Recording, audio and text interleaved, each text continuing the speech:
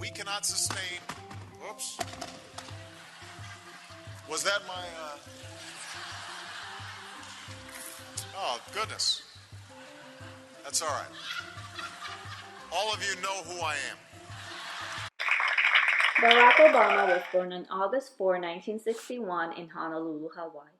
He is the 44th President of the United States and the first African American president. Since birth, Barack Obama has been a citizen of the world.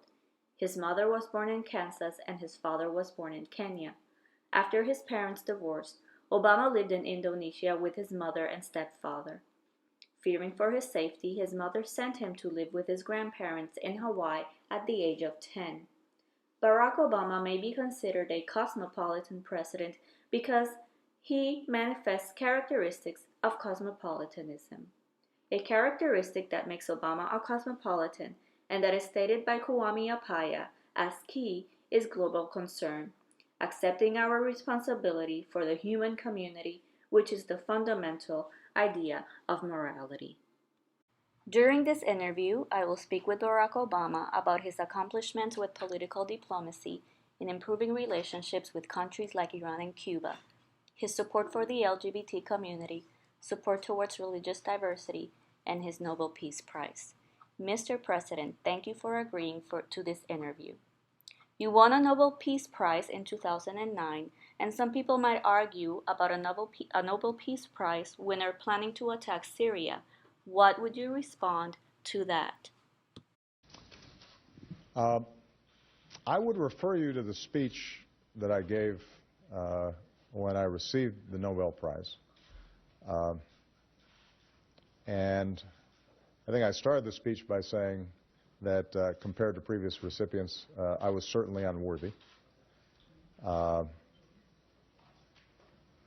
what I also described was the challenge that all of us face when we believe in peace, but we confront a world that is full of violence and occasional evil. And the question then becomes, what are our responsibilities? So I've made every effort to end the war in Iraq, to wind down the war in Afghanistan, to strengthen our commitment to multilateral action, to promote diplomacy as the solution to problems. The question, though, that all of us face, not just me, our citizens face, not just political leaders, is at what point do we say we need to confront actions that are violating our common humanity? And I would argue that when I see 400 children subjected to gas, over 1,400 innocent civilians dying senselessly, in an environment in which you already have tens of thousands dying, and we have the opportunity to take some action that is meaningful, even if it doesn't solve the entire problem, may at least mitigate this particular problem, then the moral thing to do is not to stand by and do nothing. You have made great diplomatic strides with countries like Iran, which you were able to have the first direct contact in more than 30 years, and with Cuba, with whom you re-established diplomatic relations for the first time in more than 50 years. Why was this important to you? When Michelle and I go to Havana next month, it will be the first visit of a U.S. president to Cuba in nearly 90 years. And it builds on the decision I made more than a year ago to begin a new chapter in our relationship with the people of Cuba. You see, I believe that the best way to advance American interests and values, and the best way to help the Cuban people improve their lives, is through engagement, by normalizing relations between our governments and increasing contacts between our peoples. Mr. President, You have reached a historic understanding with Iran that prevents them from obtaining a nuclear weapon with strict rules on the deal. Why did you decide to make this deal with Iran, even though you will face great criticism? We really only have three options for dealing with Iran's nuclear program. Bombing Iran's nuclear facilities, which will only set its program back a few years while starting another war in the Middle East. Abandoning negotiations and hoping for the best with sanctions, even though that's always led to Iran making more progress in its nuclear program. Or a robust and verifiable deal like this one that peacefully prevents Iran from obtaining a nuclear weapon.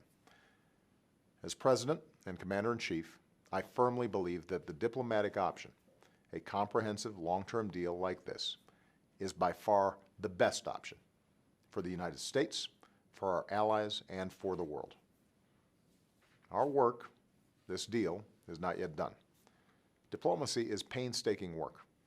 Success is not guaranteed. But today we have a historic opportunity to prevent the spread of nuclear weapons in Iran and to do so peacefully, with the international community firmly behind us. And this will be our work in the days and months ahead, in keeping with the best traditions of American leadership. You are the first sitting president to support the LGBT community's rights. You gave same-sex couples visitation rights in hospitals, benefits for same-sex couples that are federal employees, making a federal crime the assault on someone because of sexual orientation or gender identity. You've appointed many more openly LGBT people to your administration, and you have confirmed LGBT federal judges. You have also repealed the Don't Ask, Don't Tell Act, and you have supported same-sex marriage. You have become a true advocate for the LGBT community. Could you tell us about your passion for this civil rights issue?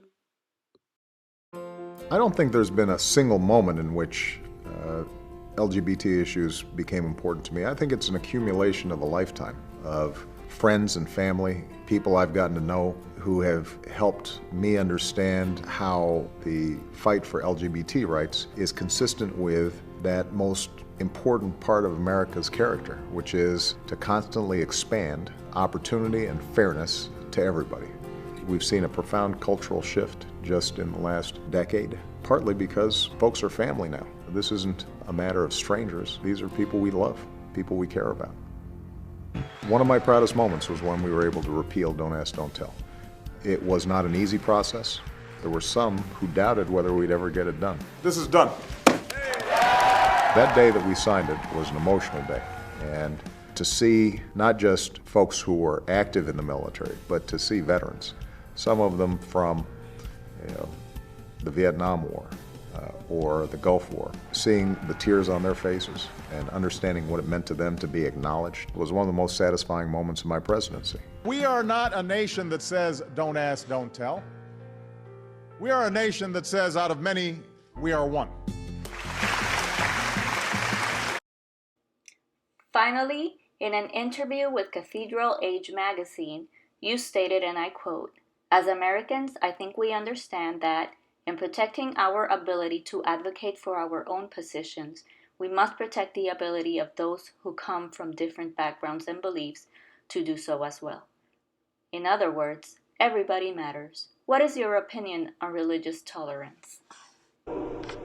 Whatever we once were, we are no longer a Christian nation, at least not just. We are also a Jewish nation, a Muslim nation, and a Buddhist nation, and a Hindu nation, and a nation of non-believers. Mr. President, thank you for talking with me. I consider you a cosmopolitan president, open to having conversations with people with diverse beliefs, opinions, values, and walks of life, conscious of your obligations with the world and your desire to come to agreements in a peaceful way. You are someone who takes interest and advocates for equality, who understands that as citizens of the world, we need to care about our global neighbors. And with that, I just have two more words to say. Obama out.